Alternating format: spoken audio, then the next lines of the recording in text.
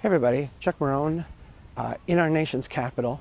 As I said, one of the most beautiful cities. I think it's the most beautiful city in North America. I really do.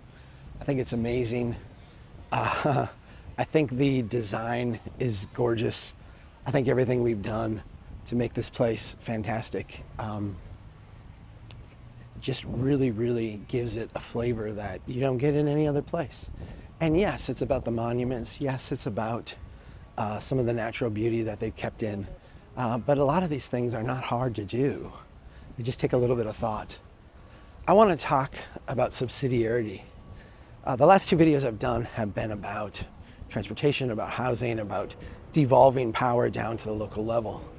I think a lot of people freak out when they hear that because they think, and I think rightly so, they think, oh, you know, there's a bunch of racists at the local level and we're just going to have redlining again, and we're just going to have, horrible gerrymandered districts and no power, and it's going to be the rich exploiting the poor. To which my first response is, do you think that's not happening now, right? Do you think that our system is not the rich exploiting the poor? We're in Washington, D.C. I feel like it's the epicenter of that.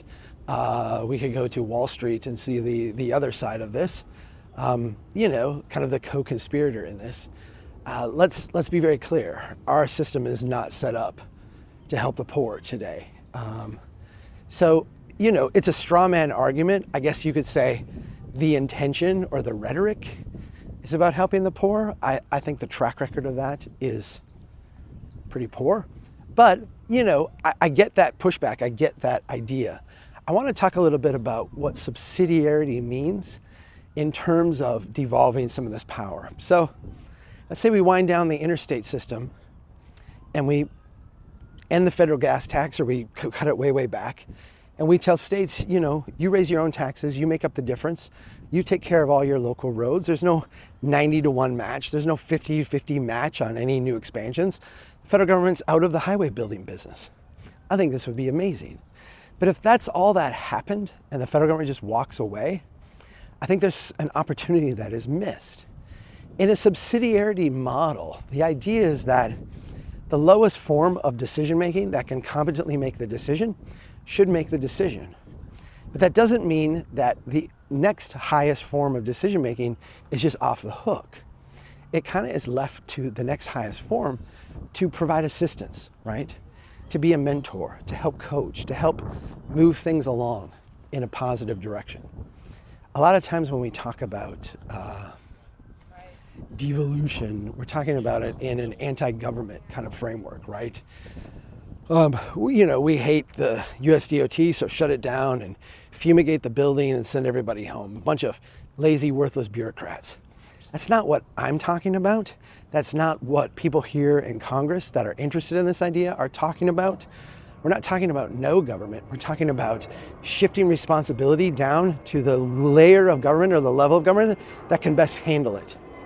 The federal role then would shift.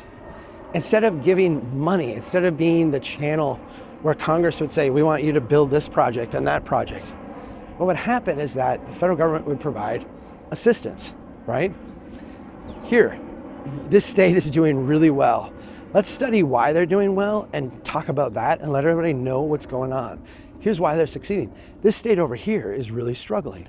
Why are they struggling? What are they not doing well? What can we do differently here to make it work better?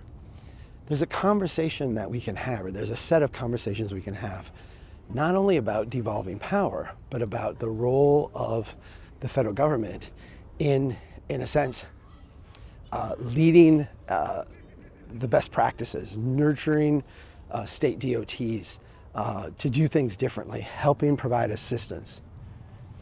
I was involved a couple years ago in a conversation about strong towns going in and providing training to departments of transportation, state departments of transportation.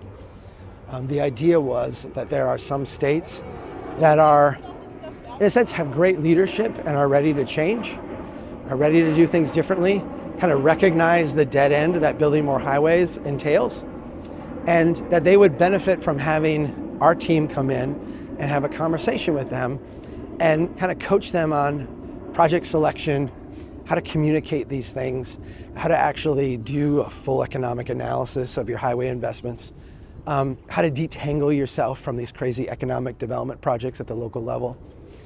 I welcome that conversation. It kind of got derailed because of the infrastructure bill and all the craziness around that. But that's the kind of thing that I can see the federal government doing, and doing really well. Being kind of a third-party advisor to states as they figure things out.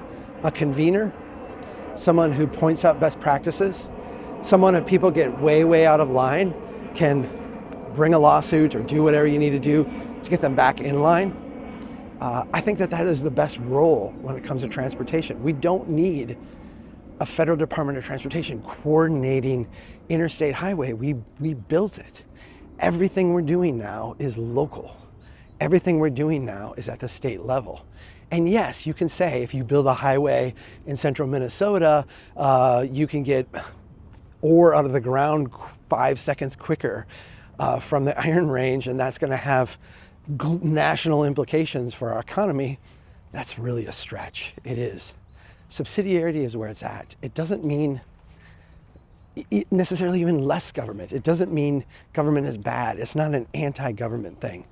What it means is you put the decision-making responsibility where it works best, which for highways right now is at the state level or the local level, which for housing right now is at the local level, right?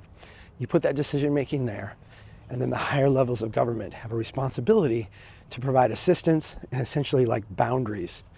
Here's where you go in the gutter over here, you go in the gutter over here, we want you to stay in the middle of the lane. Let's go, let's do this.